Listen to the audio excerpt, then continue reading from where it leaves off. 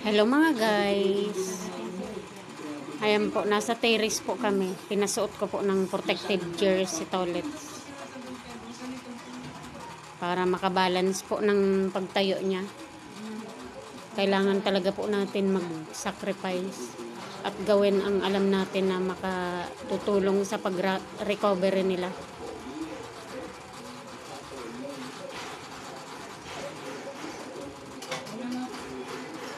Okay mga guys, thank you for watching. See you to the next videos.